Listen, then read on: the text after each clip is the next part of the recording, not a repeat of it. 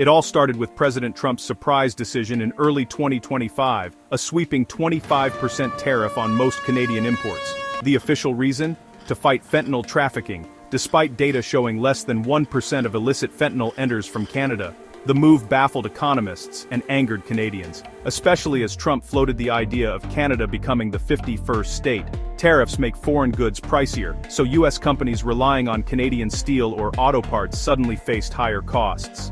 That meant pricier cars for American families and chaos for manufacturers. Instead of a targeted measure, this was a broad economic assault on America's second-largest trading partner.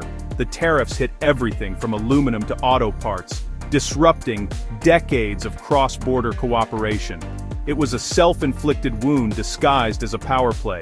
The stage was set for a response, and Canadians were about to show they could fight back in their own way.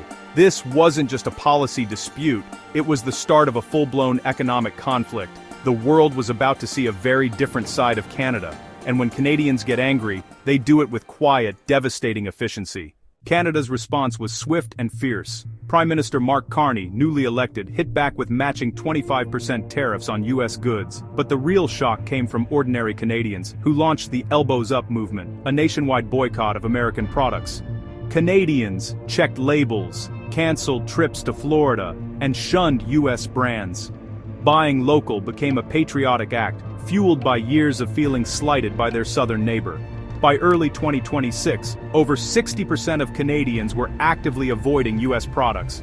This wasn't a passing trend, it was a structural shift in the Canadian economy and identity. Elbows Up wasn't about aggression, it was about asserting independence and creating space. For American businesses, the quiet Canadian boycott quickly became a loud, costly problem. The message was clear: Canada was done being taken for granted. The economic pain for the U.S. was just beginning, and the world was watching.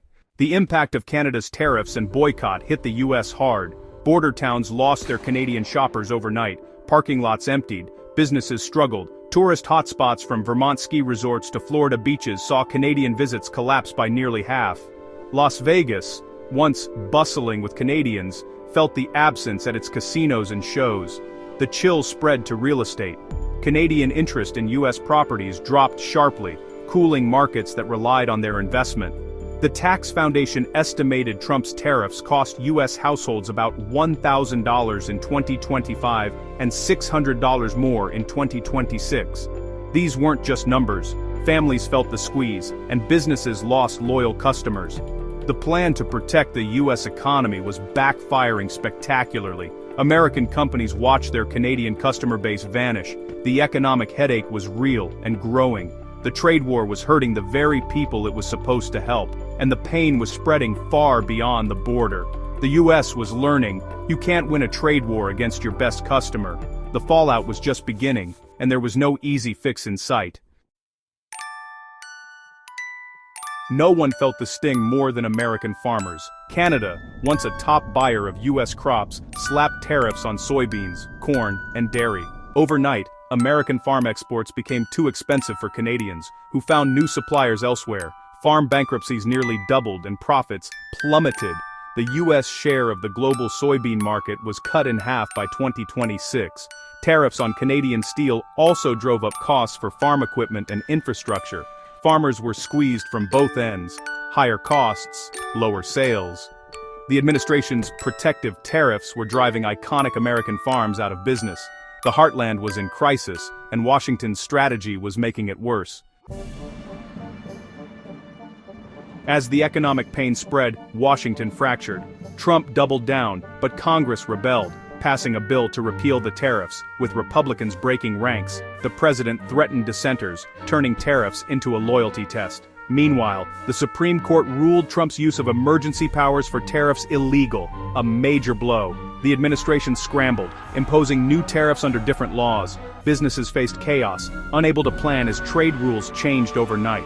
The government was at war with itself while the economy suffered. The legal and political battles only deepened the uncertainty. The tariff fight had become a symbol of dysfunction, and American families paid the price. While the U.S. fought itself, Canada moved on. Prime Minister Carney skipped Washington and forged new trade deals, most notably with China. The message: if America won't be a partner, Canada will find others. Trump threatened even harsher tariffs, but Canada was already looking east. The elbows up movement became a permanent shift. Canadians realized they didn't need U.S. brands. Economic nationalism took root, and the U.S. lost its closest ally. The trade war's goal was to punish Canada, but it backfired, hurting American farmers, businesses, and families. Canada's pivot to China was a seismic shift, with long-term consequences. The U.S. had managed to alienate a friend and empower a rival. In the end, the panic in Washington was a crisis of its own making.